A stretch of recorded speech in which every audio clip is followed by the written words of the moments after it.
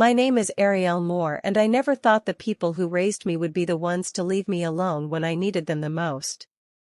Not friends, not strangers, my own family. And the worst part was they didn't scream, they didn't argue, they didn't even hesitate. They just chose something else. Let me take you back to the moment everything broke. I was 33 years old, a trauma nurse in a busy city hospital and a single mother to 4-year-old twins Noah and Ivy. My life was chaos, but it was my kind of chaos built on long shifts, coffee and love. Then one night after a double shift in the rain, I almost died. I was driving home exhausted. The light turned green, the first moved forward, and a truck came out of nowhere. Metal folded glass exploded, the steering wheel crushed into my ribs, and the world went dark. When I woke up, I was in an ambulance, oxygen on my face, blood on my hands, and a voice saying my name over and over, Ariel, stay with me. It was Jason, one of the ER doctors. You were in a serious accident, he said. We think you're bleeding internally. That word felt heavier than the pain. I grabbed his arm. My kid's there at home with the sitter. She leaves in 40 minutes. 40 minutes to find someone before they were alone. So I called the only people I thought I could count on, my parents. It rang, and finally my dad answered. What is it? We're going out. Dad, I'm in an ambulance. I've been in a crash. They're taking me to surgery. I need you and Mom to go to my place and stay with the kids just for a few hours, please. There was silence, then muffled voices, and my phone buzzed. Family group chat. My mother wrote, you always make everything about you. We have front row concert tickets with your sister tonight. We're not canceling. Figure it out. Then my dad texted, you work in hospitals. You're being dramatic. Don't ruin our night. And then my sister sent one thing, just a laughing emoji. That was it. That's how they responded while I was bleeding inside an ambulance. Something broke inside me. Jason saw my face. What did they say? I couldn't answer. I just asked him to take screenshots. Then I used his phone to call an emergency nanny service. I paid triple without thinking. My kids were safe within minutes. And in that ambulance, with fear in my bones, I made a decision. I was done. The surgery lasted almost 5 hours. I had a ruptured spleen, lost a lot of blood, and spent 5 days in the hospital. 5 days without a single call, text, or visit from my family. Strangers showed up instead. The nanny sent photos. Jason came every night. And on the 3rd day, I logged into my bank account. For years I had been sending my parents money, mortgage, insurance, repairs, emergencies. I added it up over $300,000 in 8 years. So I canceled every transfer. Blocked every number. And for the first time in my life I felt lighter. 2 weeks later I was home making pancakes when someone knocked. I opened the door and it was my grandfather. He hugged me tight and said, I know everything. He sat at my table watching my kids play. Your aunt told me about the accident, the texts, the money. I thought I was crazy, I whispered. You weren't, he said, you were being used. Then he invited me to his birthday party and told me, bring the truth with you. So I printed every record, every payment, every dollar. On Saturday I walked in with my kids and a folder full of facts. My family was inside smiling like nothing happened. My sister air kissed my cheek. Heard you had a little accident. I almost died, I said calmly. Her smile twitched. Later I heard her telling relatives I was unstable. My mom cried, saying she just wanted to help. Then my grandfather stood up. The room went silent. And he asked my father, who has been paying your mortgage for 8 years. My dad went pale. My granddaughter, he said, $300,000 while raising twins alone. Gasps filled the room. Then he read the text out loud, every word. And finally he looked at me. Do you want to say anything? So I stepped forward. I didn't come for revenge, I said. I came for honesty. I spent my whole life trying to earn love. But love isn't something you buy. And I'm done paying for what should have been free. No one argued because the truth was too loud. My parents and sister left early. And the family quietly chose sides. They stopped inviting them. 3 months later my parents sold their house.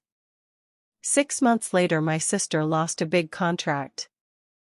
And me, I moved into a smaller place closer to work, safer, quieter. The money I used to send them now goes into my kids' future.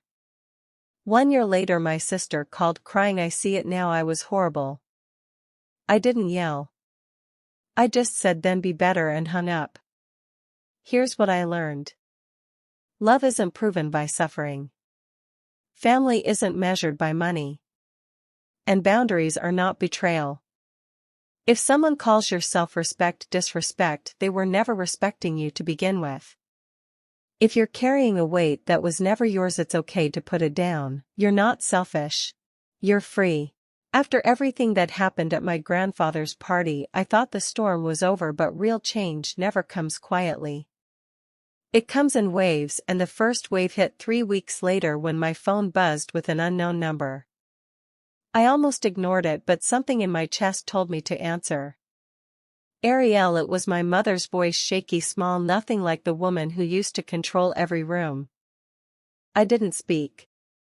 She kept going. Your father and I are struggling. We didn't realize how much we depended on you. We lost the house. We're staying with your uncle now. I closed my eyes. Not out of satisfaction. Out of exhaustion. I'm sorry, she whispered. I never thought those words would hurt this much. I didn't reply. I just let the silence do what my voice used to do. Then she said something that changed everything. We didn't know how strong you were. I opened my eyes. I wasn't strong. I was surviving. There's a difference. I finally spoke. I wasn't strong, Mom. I was invisible. And you got used to it. She started crying harder. I'm trying to fix it. I believe you said, but fixing something means you first admit you broke it. Then I hung up. That night I sat in my apartment watching Noah and Ivy sleep, and I realized something else had changed. I wasn't afraid anymore. Not of losing my family. Not of being alone. Because I had already been alone while standing right in front of him. A week later my sister tried again. She sent me a long message about therapy and growth and how she was trying to become a better person. I read it twice. Then I wrote back one sentence. Be better whether I'm watching or not. Then I muted the thread. The real healing started when I stopped waiting for them to become the people I needed. I started becoming the person my kids needed instead. I took fewer double shifts. I stopped saying yes to everyone at work. I learned how to rest without guilt. I started cooking real dinners again.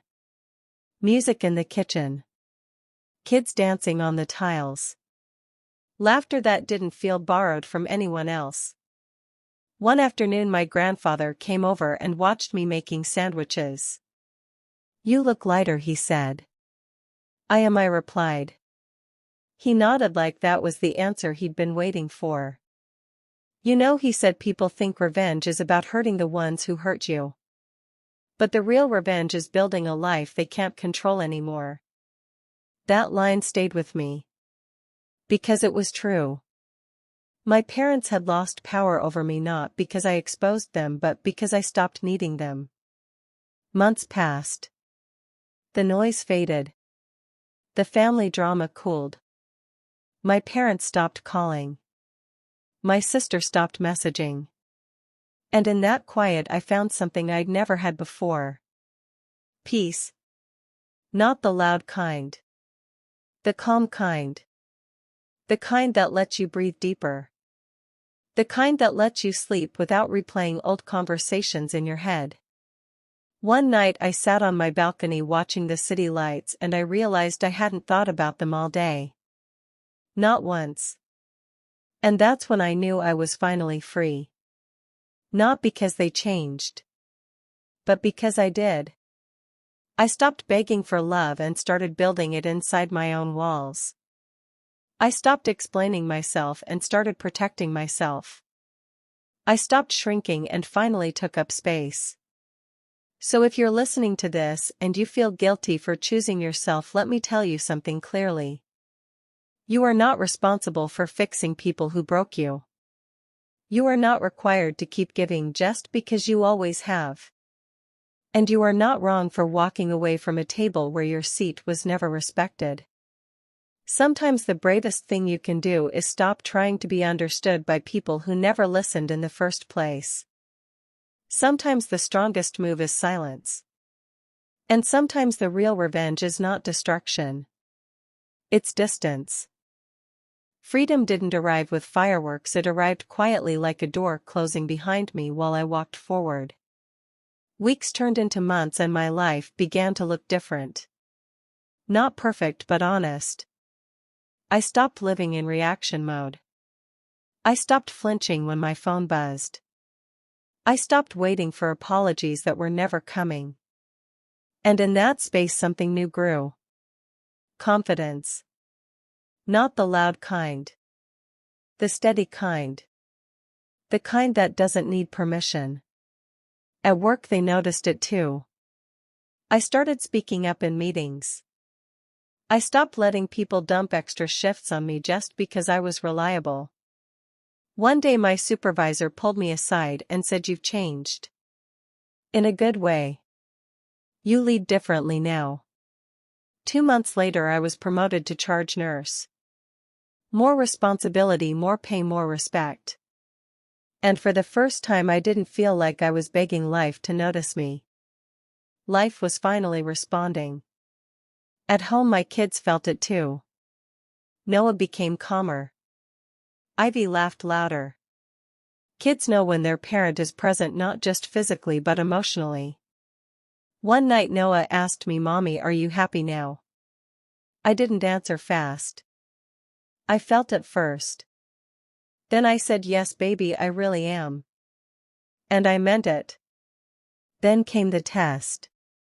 Real growth is always tested. One evening after a long shift I found a message waiting. It was from my father. The man who once told me not to ruin his night while I was bleeding in an ambulance. The message was short. "We need to talk." I stared at it for a long time. Not angry. Not scared. Just aware.